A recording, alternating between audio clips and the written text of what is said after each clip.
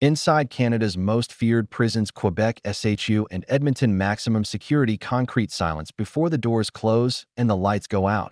Hit subscribe, tap like, and leave a comment. Because once you step inside Canada's most feared prisons, you don't walk away unchanged. The alarm echoed through the corridor at 2:17 a.m., sharp and metallic, slicing through the hum of fluorescent lights. Guards froze where they stood. Somewhere deep inside the Quebec Special Handling Unit, a camera feed had gone dark. Not flickered, not glitched, gone. Minutes later, they found the cell door unlocked. Inside, the concrete room was stripped bare, bed bolted to the floor, stainless steel sink, no loose objects. The inmate assigned to the cell, Marc Delaurier, was missing.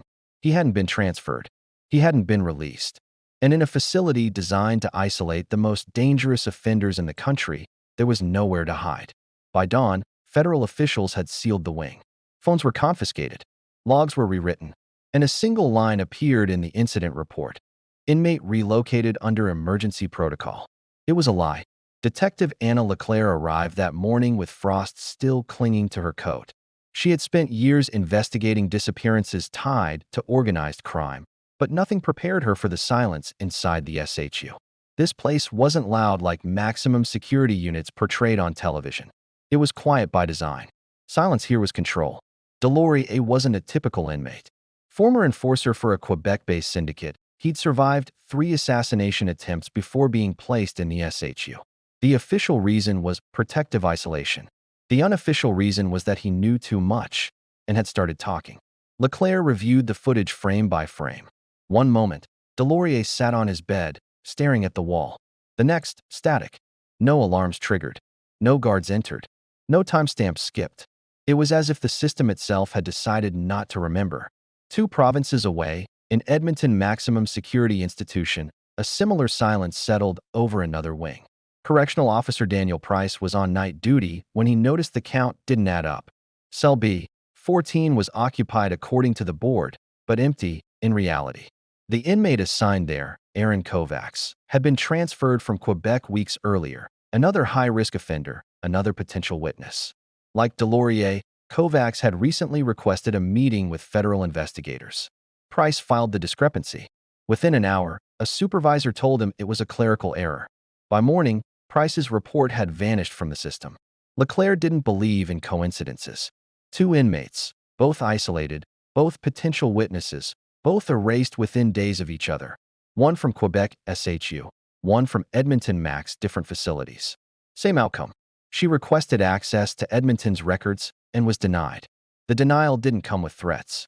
It came with politeness, jurisdictional language, national security references. Every obstacle was wrapped in procedure, making resistance feel unreasonable. Leclerc pushed anyway.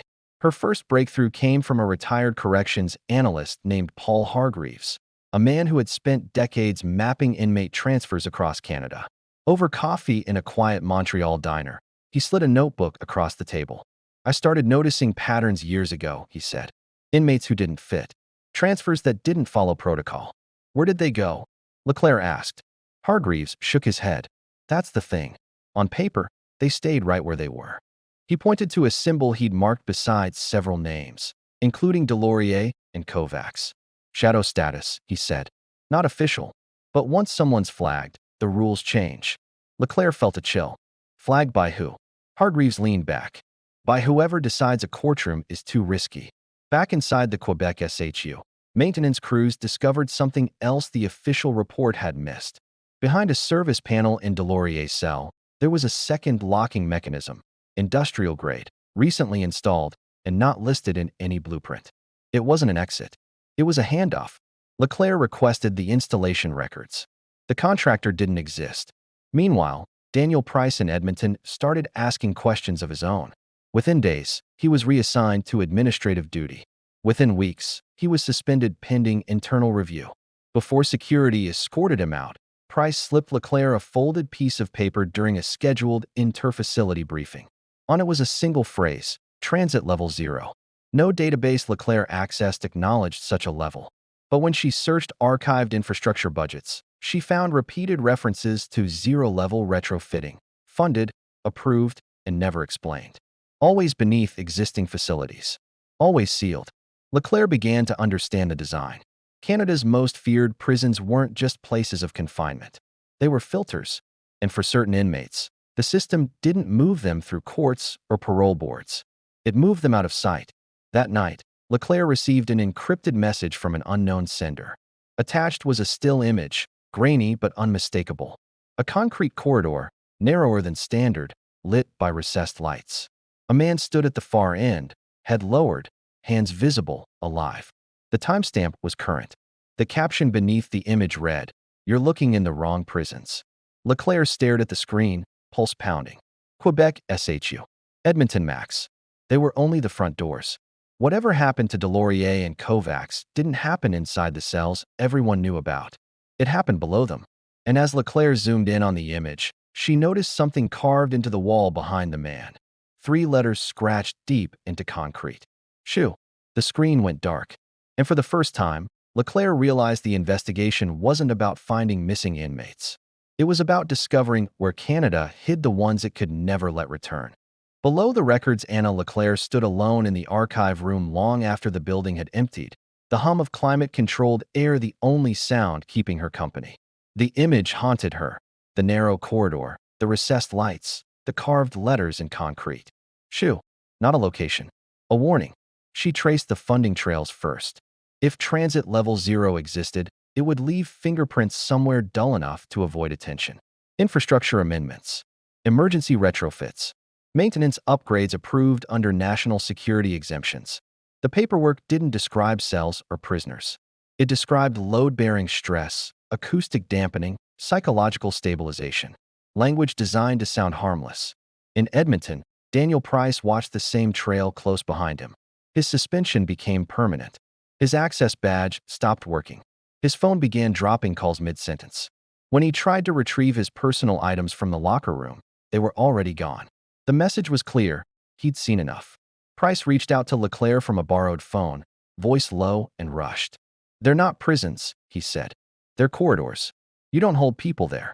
You move them." "Where?" Leclerc asked. "I don't know," Price replied. "But I heard something during a night shift. A phrase officers weren't supposed to repeat."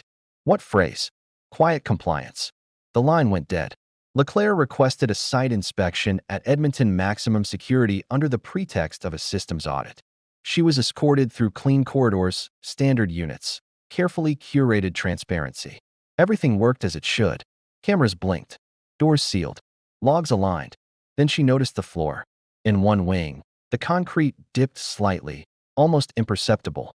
The guard beside her kept walking, eyes forward. When Leclerc paused, the guard stopped too. "Problem?" he asked. "Just admiring the construction," she said. He didn't smile. Back in Quebec, a maintenance whistleblower finally answered her messages. They met beneath an overpass, the river nearby swallowing their voices. He spoke without looking at her. "They bring them down after midnight," he said. "Always sedated. Always logged as maintenance transfers." "How many?" Leclerc asked. "Enough that we stopped counting." He described a freight elevator hidden behind reinforced service doors. No signage. No access logs that remained longer than 24 hours. It descended past known sublevels into a zone without cameras, by design. "Why no cameras?" Leclerc asked. "Because no one up top is supposed to watch," he said. Leclerc pieced it together slowly. Quebec SHU and Edmonton Max were intake points. The real facility, transit level 0, sat beneath them, connecting regions through subterranean corridors and controlled transfers. A hidden artery of the correctional system, invisible to courts and oversight. She needed proof that couldn't be erased. That proof arrived uninvited. An envelope appeared at her apartment door with no return address. Inside was a worn access card and a single page of instructions. No names, no threats, just coordinates and a time. Price called her an hour later. "I think they want you to see it," he said. "Why?" Leclerc asked. "Because they're confident," Price replied. "And because once you go down there, you're part of the system whether you like it or not." The elevator ride beneath the Quebec SHU was longer than physics should allow. The numbers on the display stopped changing. The card reader flashed green anyway. When the doors opened, the air felt heavier. Not stale, controlled. The corridor beyond was narrow, identical to the image she'd seen. Concrete walls. Recessed lights. No doors in sight. A figure approached from the far end. Marc Delorier. He looked thinner, calmer, not broken, adjusted. They said you'd come, he said quietly. Leclerc fought to keep her voice steady. Why are you here? Because I agreed, he replied. They don't force you. Not at first. Agreements in prisons were always lies. Delorier explained the offer. Vanish quietly or face a trial that would expose too many names and end violently. Transit Level 0 promised safety in exchange for silence. Isolation tuned so precisely that resistance faded into routine. They call it care, he said. They say it's better than dying.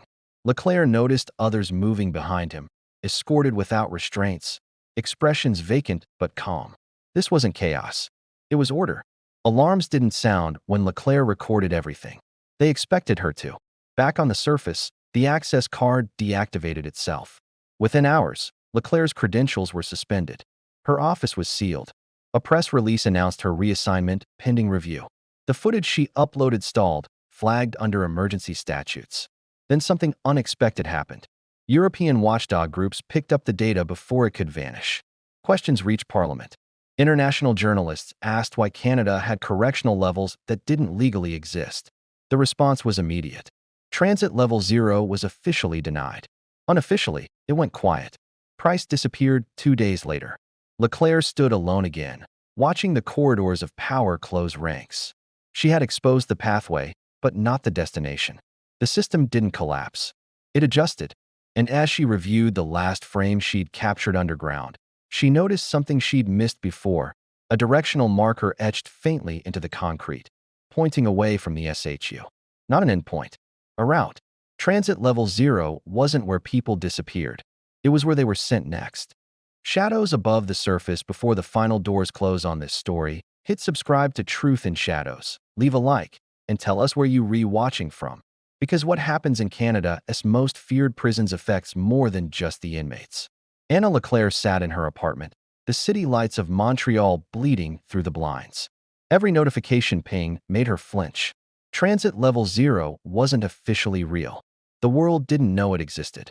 And yet, she had walked its corridors, seen the people inside, and understood the system that kept them moving unseen. Weeks had passed since Delorier had guided her through the subterranean levels. She had compiled hundreds of pages of records, photographs, and insider accounts. Every file she tried to send to federal investigators bounced back, flagged under national security. Every journalist she contacted hesitated when presented with the gravity of the evidence. The system had a way of convincing the outside world that what you saw wasn't true. Leclerc's phone rang unexpectedly. No number. She answered cautiously. You shouldn't be digging so deep, said a calm, male voice. You've seen more than anyone should. I've seen the truth, Leclerc said. And the public deserves to know. There was silence, then a faint click, the line dead. She knew it wasn't a threat. It was a warning wrapped in courtesy. Transit Level 0 had eyes, even above ground. Meanwhile, Daniel Price had not vanished entirely. He surfaced in Ottawa under a new identity, working as a low-profile consultant. He contacted Leclerc via encrypted messages, providing hints about similar hidden operations across the country. He warned her, the system didn't confine its reach to physical cells. It extended into oversight boards, media compliance, and corporate contractors. Transit Level 0 was the blueprint for all future operations. Leclerc decided to go public, but not recklessly. She compiled a documentary-style dossier for Truth in Shadows, organizing evidence chronologically, Quebec SHU anomalies, Edmonton Maximum Security discrepancies, the underground corridors, and eyewitness accounts from both prisoners and staff. Every detail was verified, every photo cross-referenced. She couldn't afford a single mistake. When the video uploaded, it didn't explode immediately. Instead, it trickled across niche forums, crime communities, and investigative journalist networks. Discussion spread rapidly. International watchdogs began to ask questions. Canadian MPs were forced to schedule private briefings. The system couldn't erase digital traces entirely, especially when proof existed in multiple jurisdictions simultaneously. But the pushback was subtle and powerful. Official statements labeled the reports as misinterpretations and anomalies, suggesting human error. Leclerc received anonymous legal notices warning her against publishing further material. And yet, Through truth and shadows, the footage and documents persisted. One night, she received another package.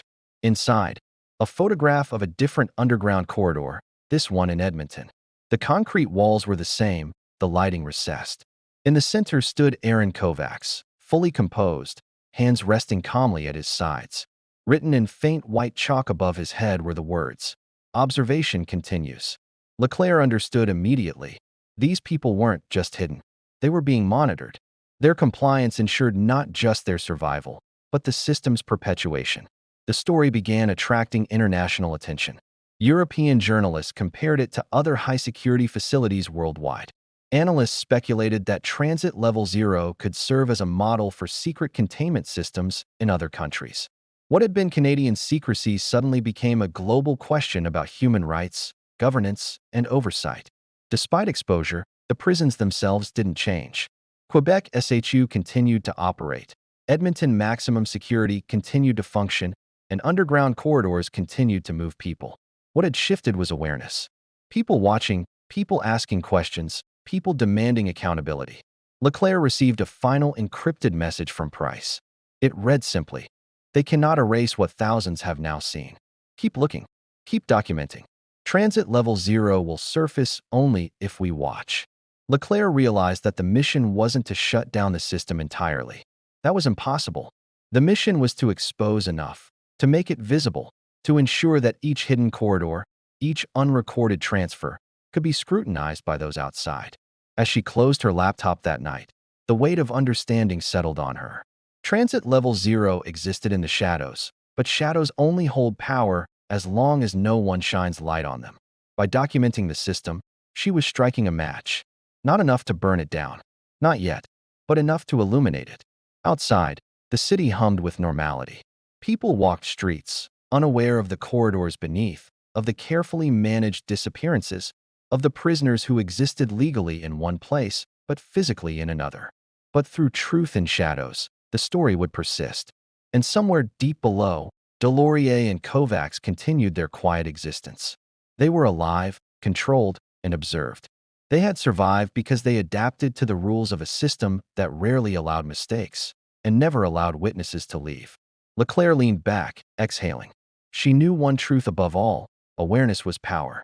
Even the most secret prison could not withstand exposure when thousands watched, questioned, and demanded answers.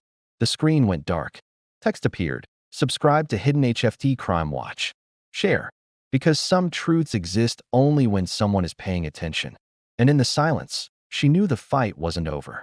It would never be over. Not until every shadow was illuminated and every corridor, above or below, had been accounted for.